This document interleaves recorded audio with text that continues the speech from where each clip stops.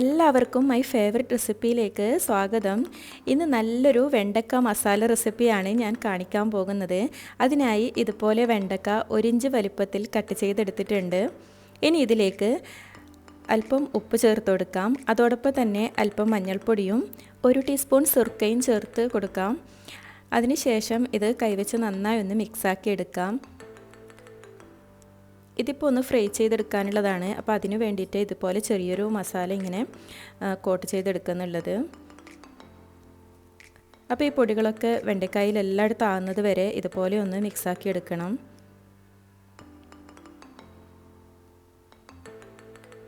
ഇപ്പോൾ എല്ലായിടത്തും ഇതുപോലെ ഞാൻ ചെയ്തെടുത്തിട്ടുണ്ട്. ഇനി ഇതിനെ ഫ്രൈ ചെയ്തെടുക്കാം. അതിനായി ഒരു പാനിൽ അല്പം വെളിച്ചെണ്ണ ഒഴിച്ചു കൊടുക്കാം. ഏത് ഓയിൽ വെച്ചും ഇത് ചെയ്തെടുക്കാവുന്നതാണ്. ഞാനിപ്പോൾ വെളിച്ചെണ്ണയാണ് എടുത്തിട്ടുള്ളത്. ഇനി അതിലേക്ക് വെണ്ടക്ക ഇട്ട് നന്നായി ഒന്ന് ഫ്രൈ ചെയ്തെടുക്കണം.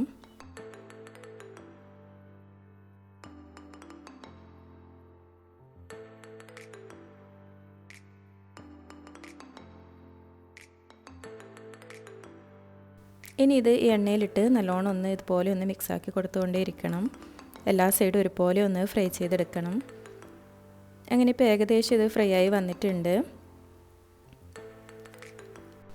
പച്ചക്കറിയൊക്കെ കഴിക്കാൻ മടിയുള്ള കുട്ടികളാണെങ്കിൽ ഇതുപോലെ ഒരു മസാലക്കറിയൊക്കെ ഉണ്ടാക്കി കൊടുക്കുകയാണെങ്കിൽ കുട്ടികൾ എന്തായാലും കഴിക്കും. അത്രയ്ക്കും നല്ല ടേസ്റ്റുള്ള ഒരു വെണ്ടക്ക മസാലക്കറിയാണിത്. അങ്ങനെ ഞാനിപ്പോൾ ഇത് ഫ്രൈ ചെയ്ത വെണ്ടക്കനെ ഒരു പാത്രത്തിലോട്ട് മാറ്റിയിട്ടുണ്ട്. ഇനി അതേ പാനിലേക്ക് അല്പം ഓയിൽ ഒഴിച്ച് കൊടുക്കാം.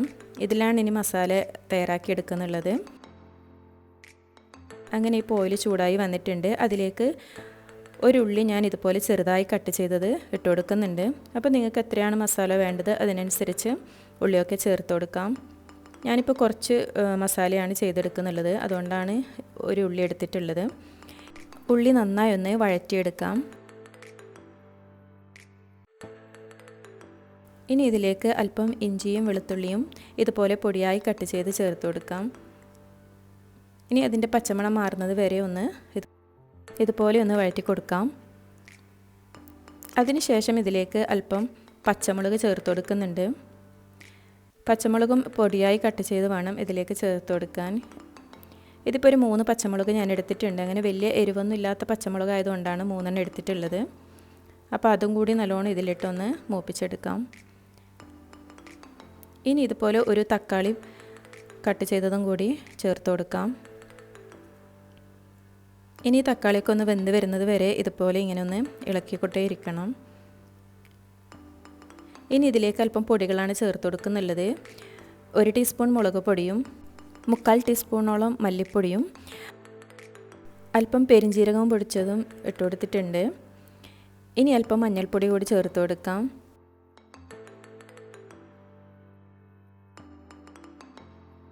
ഇനി എല്ലാം കൂടി നന്നായി ഒന്ന് മിക്സാക്കി എടുക്കുന്നുണ്ട്. ഇതിപ്പോൾ മസാല അല്പം ഡ്രൈ ആയിട്ടാണുള്ളത്. ഇനി ഇതിലേക്ക് അല്പം വെള്ളം ഒഴിച്ച് കൊടുക്കാം.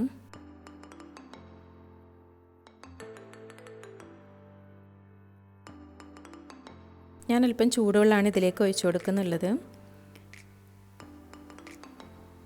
ഇനി വീണ്ടും എല്ലാം കൂടി നന്നായി ഒന്ന് ഇളക്കിയെടുക്കാം. പൊടികളൊക്കെ മിക്സാകുന്നത് വരെ ഇതുപോലെ ഒന്ന് ഇളക്കി കൊടുത്തുകൊണ്ടേയിരിക്കാം.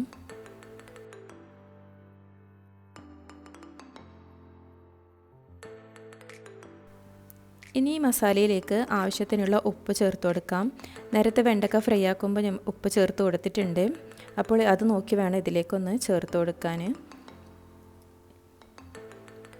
ഇനി ഇതിനെ അടച്ച് ഒരു 5 മിനിറ്റ് ലോ ഫ്ലെയിമിലൊന്ന് തിളപ്പിച്ചെടുക്കാം. തക്കാളിയൊക്കെ നന്നായി വെന്ത് വരുന്നത് വരെ ഒന്ന് വേവിച്ചെടുക്കാം. അങ്ങനെ ഇപ്പോൾ 5 മിനിറ്റ് ആയിട്ടുണ്ട്. മസാലയൊക്കെ ഡ്രൈ ആയി വന്നിട്ടുണ്ട്. തക്കാളിയൊക്കെ നല്ലോണം വെന്തിട്ട് നല്ലൊരു ഗ്രേവി ആയിട്ടുണ്ട് ഇതിപ്പം. ഇനി ഇതിലേക്ക് ചേർത്ത് കൊടുക്കാനുള്ളത് നല്ല കട്ട തൈരാണ്. അധികം പുളിയില്ലാത്ത തൈര് വേണം ചേർത്ത് കൊടുക്കാൻ. ഇതിപ്പോൾ ഒരു 3 ടേബിൾ സ്പൂൺ തൈരാണ് ഞാൻ എടുത്തിട്ടുള്ളത്. ഈ തൈര് നല്ലോണം ഒന്ന് ഈ മസാലയിൽ മിക്സാക്കി എടുക്കണം. അപ്പോൾ നല്ലൊരു ഗ്രേവി ആയി ഇത് വരും.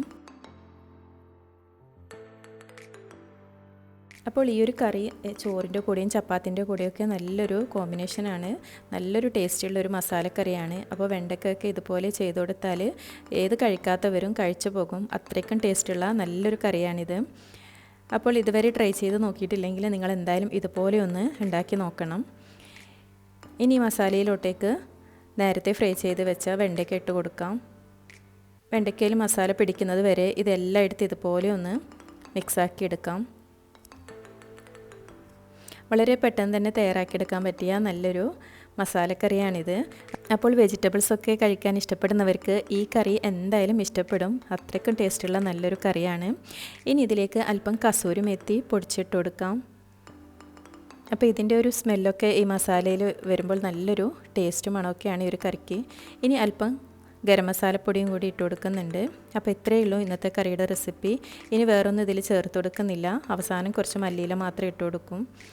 വെണ്ടയ്ക്ക മസാല നല്ല റെഡിയായി വന്നിട്ടുണ്ട്. അപ്പോൾ ഈ സമയം നല്ലൊരു മണമൊക്കെ വരുന്നുണ്ട് ഈ കറിയിൽ നിന്ന്. ഇനി ഇതൊന്ന് അടച്ചൊരു 2 മിനിറ്റ് ഒന്ന് വേവിച്ചെടുക്കാം. അപ്പോൾ ആ മസാലയൊക്കെ ആ വെണ്ടയ്ക്കയിൽ നല്ലോണം പിടിച്ച് വരും. അപ്പോൾ ഇത്രയേ ഉള്ളൂ ഇന്നത്തെ റെസിപ്പി. അപ്പോൾ റെസിപ്പി ഇഷ്ടപ്പെട്ടാൽ എല്ലാവരും ഒന്ന് സപ്പോർട്ട് ചെയ്യണം. ഇനി അല്പം മല്ലിയില കൂടി ഇട്ട് കൊടുക്കുന്നുണ്ട്. അങ്ങനെ ഇപ്പോൾ വെണ്ടയ്ക്ക മസാല റെഡി ആയിട്ടുണ്ട്.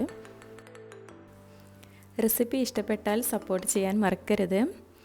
അപ്പോൾ അടുത്തൊരു നല്ലൊരു റെസിപ്പിയുമായി വീണ്ടും കാണാം. അതുവരെ താങ്ക് യു ഫോർ വാച്ചിങ്.